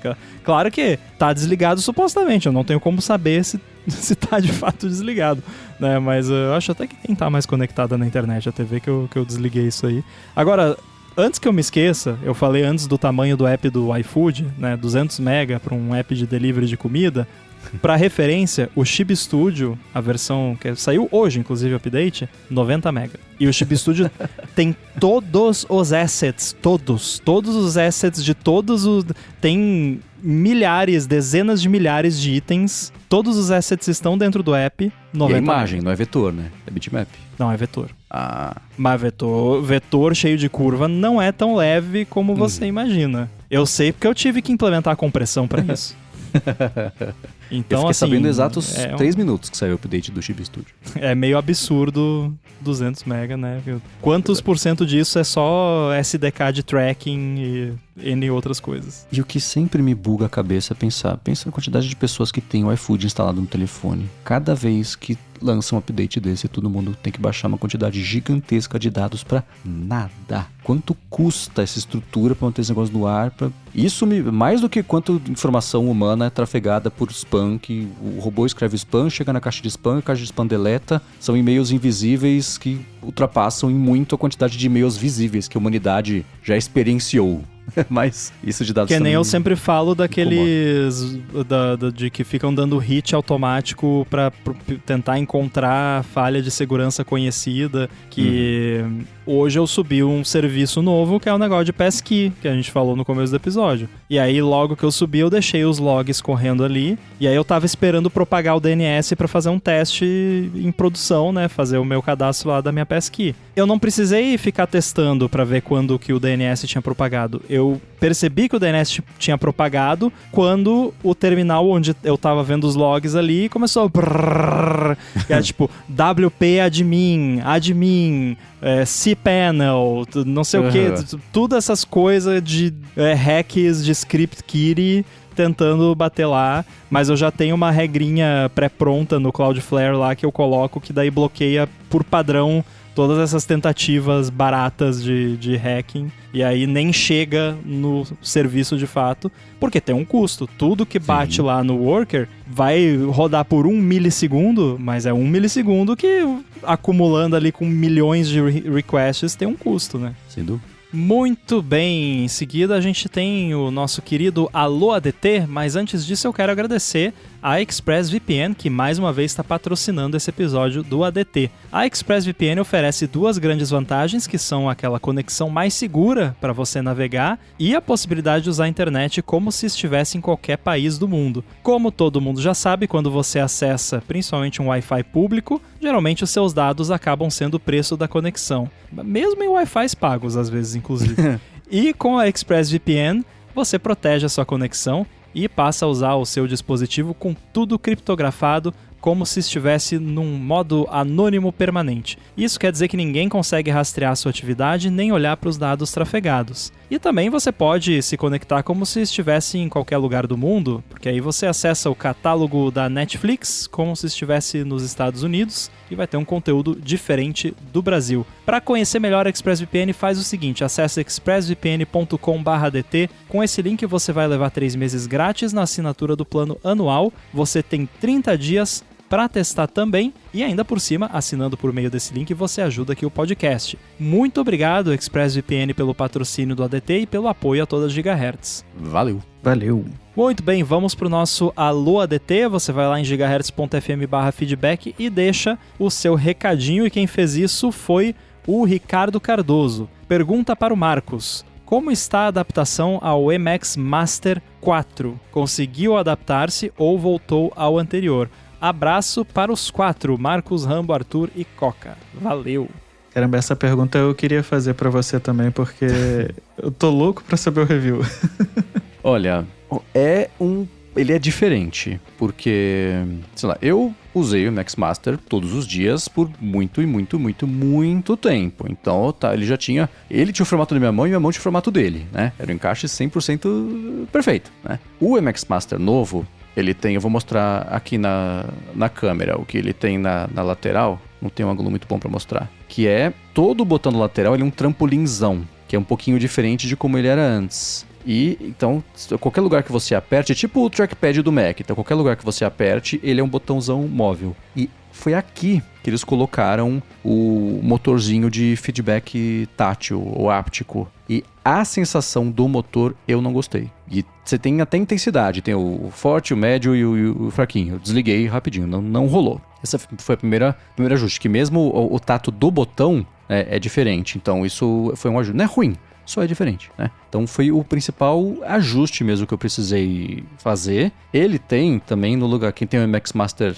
o normal, né, o 3S lá, tá acostumado a ele a ter 2 botões em cima do botão do dedão, ele tem mais um. Esse eu nem lembro que ele existe, eu não coloquei nada nele. E de resto, assim, o tato dele, né, o atrito dele no couro aqui que eu tenho, esse da Nordveg aqui, é ok. O scrollzinho dele é ok também, isso aí não teve tanta diferença. E de resto, ele é beleza, assim. O material dele, por ser novo, né, não tá desgastado, carcomido e derretido de ácido na mão, é bacana. Ele não parece ser aquele plástico que ia acumulando um pouco de vida que o outro tem, né? O Max Master antigo tinha, isso é legal também. Uma coisa que ele tem, que essa também não consegui me adaptar, é quando você compra ele, tira da caixa, esse botãozinho que é o trampolim do dedão, ele é configurado para ter um botão de fazer coisas automáticas contextuais, é um círculo de sugestões ali para você colocar e já tá com o negócio copiado, você clica perto do GPT, ele já abre o GPT, já cola o negócio, faz a pergunta. Deve dar para tirar bom proveito disso. Eu desliguei porque eu tô satisfeito com toda a estrutura que eu tenho aqui de automações, né? De resto, assim, eu acostumei rápido. Eu comprei ele em janeiro, né? Quando eu tava viajando lá nos Estados Unidos. Não sei há quanto tempo ele tava sentado lá esperando e poeirando no galpão da Amazon. Não devia fazer muito porque é um lançamento, mas não sei há quanto tempo ele estava pronto no próprio galpão da Logitech, vindo da China. O ponto é a bateria dele. Até hoje eu não precisei carregar. E não apareceu nenhum aviso aqui de ter que carregar. Então a bateria dele dura bacana. A do MX Master 3 que eu tinha, ele também sempre durou muito bem. Eu carregava pouquíssimas vezes por ano, é tipo o controle da Apple TV. Então a adaptação foi rápida. É uma pequena adaptação. Eu comecei a usar, no primeiro dia eu pensei, eu acho que eu vou voltar pro outro e eu tô acostumado. Por que eu fui inventar de comprar um novo só porque é novo? Esse negócio áptico, que a grande novidade eu não gostei. Aí rolou, né? Passado o pequeno vale de estranhamento, hoje eu gosto muito dele. Eu nem lembro que ele é diferente. E eu aprendi o botão que é o do dedão aqui, do dedão, a ativá-lo melhor. Dos programas tipo o Audition, que eu uso bastante. Uma coisa que resolveu, que era infernal, falando no Audition, era o scroll fantasma. Tanto do scroll horizontal quanto do scroll vertical, que tem as duas rodinhas, né? Porque usando o MX Master antigo no Audition, eu usava, né? Rolava o scroll horizontal com o dedão, ele ia pra frente na timeline, na hora que ele parava, ele ia pra trás, ia pra frente, ele perdia um pouquinho, assim. Você passava bastante tempo brigando com ele pra ficar no lugar que você queria. Isso nunca aconteceu com esse novo. E eu já tinha testado no antigo com o negocinho Bluetooth lá que liga no Mac pra conectar direto pelo Bluetooth, por ele, pelo acessório. Nunca resolveu. Eu achava que era só comigo, afinal é de case humano, e o Edu tinha comentado uma vez que ele não gostava muito desse mouse porque tinha exatamente esse problema. E quando eu descrevi, ele falou, cara, é exatamente isso. Nunca aconteceu. Eu acho que a Logitech resolveu esse problema com esse mouse novo. Tem cara de ser coisa de hardware mesmo. Uhum. De bounce. Que tipo, o botão vai, volta, dá uma quicadinha no final ali, eles devem ter resolvido isso no nível do hardware. Porque o problema era, você scrollava, o próprio scroll, ele era meio vai pra frente, pra trás, pra trás, você tinha que olhar na timeline onde você tava pra ver se tinha caído no lugar certo, era desafiador scrollar, e é meio básico de um mouse, né? Então isso é uma melhora grande de qualidade de vida de dia a dia, ele funciona como ele devia funcionar e o outro devia funcionar de sempre, né? Mas foi uma semana de ajuste tátil e de achar o melhor jeito, etc, e depois eu nem lembro que ele é novo e eu gosto muito dele. O material dele, a sensação dele é um material, não é que é melhor, sente melhor na mão, sabe? Do que o anterior. Eu tinha até curiosidade, eu ia pegar aqui, mas tô com cabo, não quero correr o risco de desligar o microfone. Mas pegar o antigo aqui e segurar de novo pela primeira vez em 2 meses, pra ver se eu sinto, né? Agora o antigo vai ser o estranho, eu tô acostumado com esse, ou vou sentir que eu estou voltando pra casa, sabe? Não sei. Semana que vem eu falo, mas não me arrependo de ter comprado, não. Se alguém tem curiosidade de comprar pra testar, enfim, é um excelente mouse e no agregado foi um upgrade em relação ao mouse anterior. Preciso perguntar pro meu irmão também comprou, né? Na mesma viagem ele também usava MX Master, agora tem esse novo também, quero saber dele. Mas pra mim, ele segue sendo uma boa recomendação. Eu não sei sei se justifica muito assim, tirando esse negócio do scroll, um upgrade do tipo, se você está satisfeito ou satisfeita com o mouse e fala, putz, eu vou gastar, não querer gastar com isso, não precisa. Não vai mudar a sua vida. Ele é um excelente mouse, assim como o outro também era. Mas se você ou tem esse problema do scroll, ou você tá coçando a mão, você pensa nisso, compre e tire da tua cabeça. Mas eu recomendo uma boa primeira compra pra quem nunca usou, por exemplo, o Max Master. Eu acho que ele é uma ótima compra e não me arrependo de ter comprado, no fim das contas, não. E aí agora vem as perguntas de alguém que usa, né? Eu tenho o 3S, eu acho que é isso. É o MX Master 3S, isso mesmo. E eu uso muito esse botão do dedão pra clicar, só que eu clico ele na pontinha aqui. Porque eu gosto de ver o desktop, eu uso bem ele na ponta. E isso continua existindo, esse clique desse botão. Sim. Isso, É verdade, né? Porque o Max Master ele tinha um botãozinho ali bem onde fica o lado de fora à esquerda. Esse trampolim inteiro, ele é clicável e uma coisa só. Então não tem... E não precisa desse áptico pra isso, né? Ele funciona... Não. O áptico, ele é só... A intenção deles com esse negócio áptico era exatamente a mesma coisa áptica do trackpad do Mac. Por exemplo, você tá com o Photoshop aberto e você usa os Snap Guides lá, né? Então você quer centralizar uma coisa. A hora que centraliza, você sente, né, magneticamente ele centralizando. Era pra ter esse tipo de feedback. Mas é só um pedaço dele que treme feio, sabe? Não é bom. Entendi. Então eu acabei desligando. E ele vem com a intensidade média, eu acho. E eu coloquei na intensidade alta, achei ruim. A média eu achei ruim. A fraca eu achei ruim. Falei, então não precisa, né? É meio... Não sei, é um mecanismo meio barato, assim, sabe? Sim. Isso eu achei meio ruim. Não sei descrever de outro jeito. Pode ser minha impressão. Isso é uma coisa 100%, né, de tátil e pessoal. Pra minha, sei lá, sensibilidade, eu achei bem ruim. Então ele continua com o botão. E essa área do dedão, ela se tornou touch? Realmente é um touchpad ali? Não. Ou não? Não, um não botão mesmo. Ela né? é uma textura, ela é toda texturizada, tem uma texturazinha Entendi. pra ajudar a dar um grip, parece uma escama de peixe, assim, só que não lisa. Pra um dar botãozão. uma aspereza, mas é tudo uma coisa só, um botãozão, que você aperta e ele afunda, como o trackpad do Mac mesmo. Entendi. Não, legal. Eu tô com essa coceirinha que você falou, já não é de hoje. Mas como... É porque eu já tive o 3 anteriormente, ele durou muito tempo, ficou comigo muito tempo mesmo. E aí ele foi morrendo aos pouquinhos. Eu peguei esse 3S, eu acho que tem um ano e meio. E aí eles lançaram esse 4. Eu fiquei bem interessado em comprar, porque eu achei bonito, enfim. Mas você falou uma coisa que talvez me faça comprar, que é a textura. Porque depois que você limpa a primeira vez o 3S, parece que ele nunca mais volta a ser um mouse limpo. Ele parece sempre sujo. É bizarro. É aquele plástico que sua em gordura. Exato. Ele não é bom. Esse não. Esse, pelo menos por enquanto, sei lá, 2 meses de uso. Eu fiquei preocupado porque entre esse trampolim do dedão, acho que isso na câmera vai aparecer mesmo, e ele tem um gapzinho de acumular Esse gapzinho sempre poeira volta. e pele morta, sabe? Sim, Isso eu achei que ia ser ruim, mas por enquanto tá limpinho. Vamos ver como é que vai ser conforme... Aliás, eu meio que fiquei devendo, porque lembra quando a gente falou dos iPhones da linha 17, 17 Pro principalmente?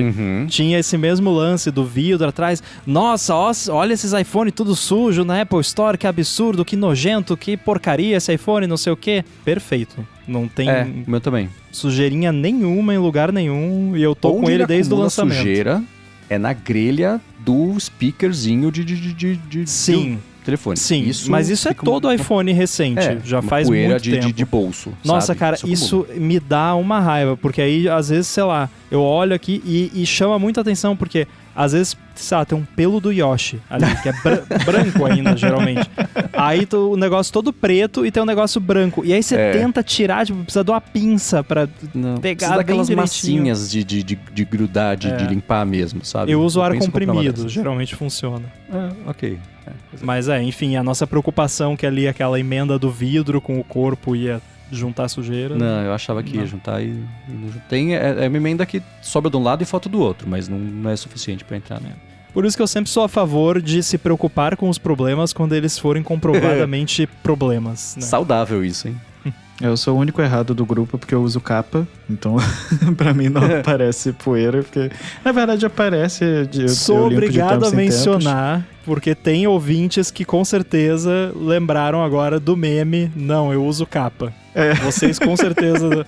você sabe de qual meme eu tô falando. O Mendes nunca sabe dos memes. Nem ideia. Então, ó, mais um meme pra você. Nossa, é muito bom o meme do... Não, eu uso capa. É muito bom. E eu uso essa Então- capinha. Eu tenho, até pra quem tem curiosidade, essa capinha aqui é da Torras, eu não sei se pronuncia assim.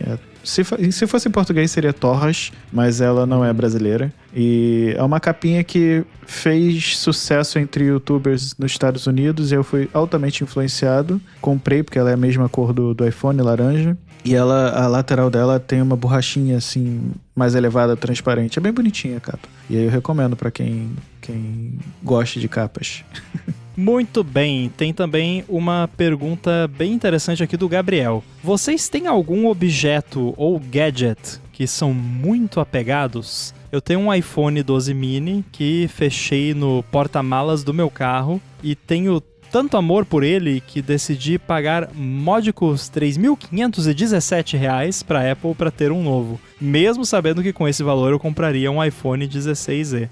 Sobraria uns trocados e estaria mais atualizado. Acontece que eu sou um órfão dos iPhones mini e só pretendo trocá-lo quando não houver mais atualizações para ele. Aí sim, caso a Apple não mate, talvez eu compre um iPhone Air, que também achei lindão, embora gigantesco. Pois é, o Boom, que também ele é órfão de iPhone mini, ele usa até hoje um iPhone, se eu não me engano é o 13 mini que ele tem, não é o 12 mini, mas algum deles. Eu sei que tem muitas pessoas órfãs de iPhone mini, mas infelizmente não são pessoas suficientes para justificar a Apple ter esse produto na linha. De dispositivo, o que me veio à mente foi o meu moedor de café. Não foi nenhum gadgetzinho de iPhone, nada ele assim. falou objeto ou gadget. Então, né? É o Conical Burr que eu tenho da Capresso e ele é bem barulhento. É tipo o How I Met Your Mother, que eles têm a cafeteira que é a choque, que você vai ligar na tomada dá o choque, sabe? É assim, eu acho ele bonito e sempre funcionou muito bem, então eu vou usar ele até acabar, carcomer todo o borzinho de cerâmica, né, que é o que moe ali o café. Eu gosto muito, é o que meu irmão teve por muito tempo, não sei se ainda tem. Não tem um outro que é super bonito, mas eu comprei quando eu fui visitá-lo uma vez e uso aqui. E é engraçado porque ele, por ser barulhento, quando você vê um moedor que não é barulhento, você repara, né? Eu fui visitar minha mãe, eu tinha dado pra ela um moedor de café daquela Hamilton Beach, é pequenininho assim, e ele moe com uma fúria, só que é um silêncio, não é mudo, você escuta, mas comparado com o meu, era muito mais silencioso. Aí eu fui visitar minha mãe uma vez, aí ela fez o café, aí moeu, aí era assim, eu falei, nossa, que silencioso. Ela me deu um de Natal, que eu tinha dado pra ela de presente, ela me deu um de presente. E eu nunca abri, porque eu gosto tanto do meu, que eu falei, putz, fica de backup aqui. Se um dia falhar, aí eu fico com esse, mas... E o Aeropress? O Aeropress é o meu xodózinho. Eu só tive um Aeropress até hoje. Outra coisa que eu vou usar até gastar tanto a borrachinha do êmbolo que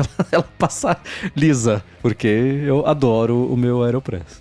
Eu acho que a vibe da pergunta do Gabriel é justamente essa. É tipo, qual é a coisa que você tem que você gosta tanto que se quebrasse você ia querer comprar um igualzinho, mesmo já existindo uma versão tecnicamente melhor, que é o caso do seu moedor de café, a Aeropress também, né? Provavelmente você ia querer uma igual que você tem, se você fosse comprar outra. Assim, eu devo ter várias coisas assim, não me veio nada muito específico em mente, eu tô assim. procurando aqui.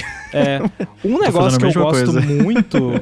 O negócio que eu amo é o Playdate como objeto. É um objeto bonito que eu quero ter perto, tá ali atrás, pra quem tá vendo aqui a live, aquele negocinho amarelo ali. Assim, existe a comunidade neurodivergente no TikTok, tem todo um negócio com garfos e colheres. Eu tenho uma colher de estimação, que é a colher que tenha o tamanho, peso, textura, tudo certinho pra comer determinados alimentos que se come de colher. Né? E aí, óbvio, tem certas coisas que, né, você come com garfo.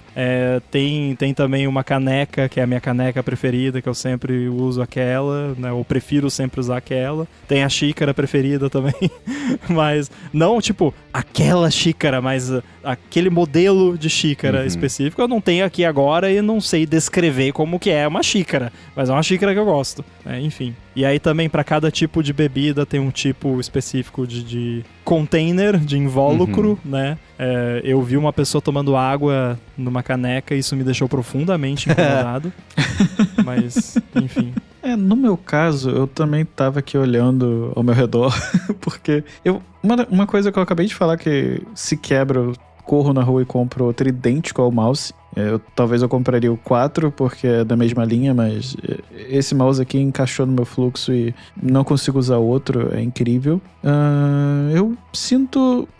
Se quebrasse alguma das minhas action figures, tem pelo menos 2 aqui, acho que não vai dar pra ver, mas uma da Tempestade e uma do Gambit com o Wolverine. Tem pelo menos 2 action figures que eu realmente sou apegado. E eu acho que o meu Switch 2 ultimamente é meu videogame de todo dia, assim. Quando eu quero descansar um pouco a mente, eu pego ele ali. E mais uma coisa, o Kindle. A gente falou tanto da Amazon, né? O Kindle é uma coisa que não sai do meu dia a dia. Tá comigo também e esse eu não fico sem. E o Kindle é uma coisa legal porque é um eletrônico que você compra e dura muito tempo. O meu durou mais de 5 anos. O último eu dei para uma amiga minha, comprei outro porque eu queria com carregamento Qi. Nunca usei o carregamento Qi, mas eu comprei porque tinha.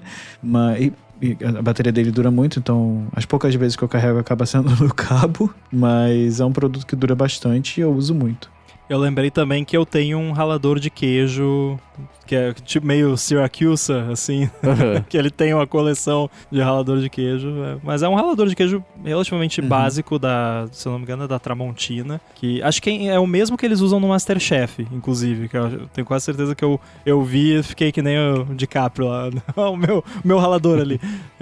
Enfim, mas pra quem gosta de usar ralador de queijo sabe que faz muita diferença o ralador. O Mendes falou de café, tem uma cafeteira também que ela faz expresso e é meu xodozinho também. Essa eu não fico sem mais. Ela tem ali a parte de expresso, né? E tem também o moedor integrado. Não é nem o melhor moedor que a gente possa ter, assim, tem moedores separados melhores, mas é uma coisa que não fico mais sem. Isso é uma coisa que eu quero comprar, inclusive, tá na lista, na wishlist aqui. Tanto um moedor bom, de verdade, e uma maquininha de expresso pra fazer o cafezinho do ritual. De utensílio, assim, tem uma coisa que eu não é nem que se quebrar eu vou ficar triste, mas é difícil quebrar, porque é o espremedor de laranja do Philip Stark, que parece um pod alienígena, assim, ele é o próprio espremedor, ele é uma peça só de ferro, que é o espremedor estático, né, junto do tripézinho, assim, e o formato dele faz com que o suco escorra por ele mesmo e caia no copo. Ele é alto para poder caber um copo embaixo, ele é lindo. Eu sempre achei legal e vendia lá no Pompidou em Paris, mas custava muito caro. Não comprei, afinal, mão de vaca. Eu tava visitando meu irmão uma vez e a gente tava numa feirinha de rua e tinha esse espremedor a preço de banana, porque tava na feirinha de rua. Quem tava vendendo ali não devia nem ter ideia do que estava vendendo. Eu falei, nossa, cara, eu sempre... Ele tem um ponto de falha, que é o seguinte: embaixo de cada um dos pezinhos minúsculos dele tem uma borrachinha, que é pra não deslizar na pia enquanto você faz a força. Se soltar a borrachinha, acabou o espremedor. Tem isso. Mas a gente comprou, deu um banho de água quente, de desinfetante, de tudo ali, né? Porque ficou pra feirinha de rua. E, assim, eu usei nesse fim de semana, por coincidência. Ele fica aqui em exposição em casa, não uso muito. Mas nesse fim de semana, por coincidência, eu usei, porque fazia sentido usar pra fazer o que eu tava fazendo. Então, rolou assim. Isso, assim, é uma coisa que eu adoro que eu tenho, sabe? Foi uma sorte danada ter achado, não ter custado nada. Essa história é legal, o negócio eu adorava. E eu gosto que isso existe aqui em casa. Uma das poucas coisas de posse, assim, sabe? De ter uma coisa, de materialismo, assim, que eu tenho. Uma falo, peça de arte. Porque né? Tá em museu como peça de arte mesmo, super legal. Tipo, o Playdate pra mim é uma peça de arte. Tipo, eu quase não jogo com ele, mas é bonitinho, tá sempre carregado pra ficar o reloginho ali. Mas eu adoro esses utensílios assim, e eu sempre fico avaliando o design deles. E tem até um canal, eu acho que eu até já mencionei aqui em alguma outra vez, eu não lembro qual canal de YouTube que fez, que tem, eles levam lá um industrial designer, alguma coisa assim, e o cara testa, tipo, 2 ou 3 gadgets de cozinha pra avaliar o design deles. E aí ele considera o preço, tudo. Tem um teste que ele faz que ele coloca, tipo, engordura as mãos pra ver se dá pra usar o negócio com a mão engordurada. É bem legal. Se eu achar o link, a gente bota nas notas do episódio. Mas eu gosto de ter gadgets de cozinha, principalmente utensílios bem feitinhos, assim. Eu não tinha notado que tudo que eu falei que eu gosto que eu tenho em casa, que é meu xodeco, é de cozinha. Que doido.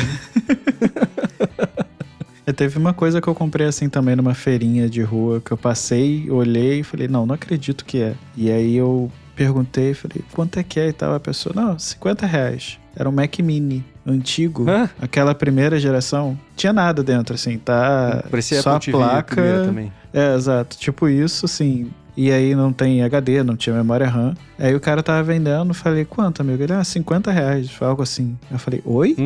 Ele, não, R$50. Ali não, digo, 150. Tem que tomar cuidado com a poker face, né? Exato. Aí eu comprei na hora, óbvio, não tá, tipo, não uso, obviamente não tem uso nenhum, mas tá guardado, eu quero colocar em exposição em algum canto aqui no escritório, ainda tô pensando. E eu tenho muita vontade de fazer um cantinho com essas... quase um museuzinho, né? Tanto que uma vez eu quase comprei um Mac daquele que era uma flor, que eu sempre esqueço o nome, que eu acho lindo. Sim, é o meu favorito também. O iMac Abajur. Abajur, exato. Eu acho lindo, só que era muito caro. E esse sim a pessoa tava vendendo por um preço bem caro, eu não comprei. Esse é sabendo caro quanto valia. porque de fato é uma peça de museu. Exato. Mas esse Mac Mini eu comprei, tá guardado, e é um xodózinho também que, quem sabe um dia vai aparecer aqui na estante. Inclusive, eu tava super animado de ver justamente esse Mac no MoMA em janeiro, não tava lá. Cacei no MoMA inteiro, que tá em exposição bonitinho, com crédito lá, de Nathan Ive, não sei o que lá. Não tava, devia estar em tour. Que nem quando eu fui ver o Homem Vitruviano na Itália, falei, tá em turnê. Falei, legal. Em turnê. Muito que bem, quero agradecer todo mundo que mandou seus feedbacks. Temos mais alôs ADTs para episódios futuros, não se preocupem se o seu não foi lido nesse aqui. Quero agradecer os mais detensos, que nos apoiam lá em gigahertz.fm/apoio. Quero agradecer também a ExpressVPN por patrocinar esse episódio, o Edu também, que edita aqui. Antes de passar a bola para vocês, talvez alguns ouvintes estejam se perguntando por que a gente não falou dos anúncios da Apple dessa semana, né? Porque a gente poderia ter falado aqui, mas para quem quiser ouvir um papo sobre isso, tem o A Fonte, que inclusive foi gravado e lançado hoje também, no dia que estamos gravando aqui na quarta-feira, justamente para conseguir cobrir os lançamentos dessa semana. Então se alguém ficou esperando até agora, cadê? Não vão falar do MacBook Neo? Tem lá no A Fonte. E pra falar com vocês, como é que faz? Bom, pra falar comigo é só ir no Instagram ou no Threads, no @Arthur_Givigir, e às terças e quintas-feiras lá no Bom Dia Tech.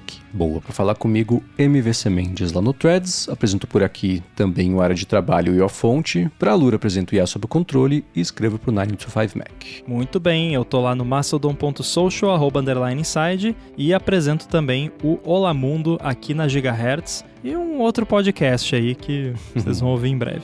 Valeu. Tudo dito e posto, a gente volta semana que vem. Falou. Até.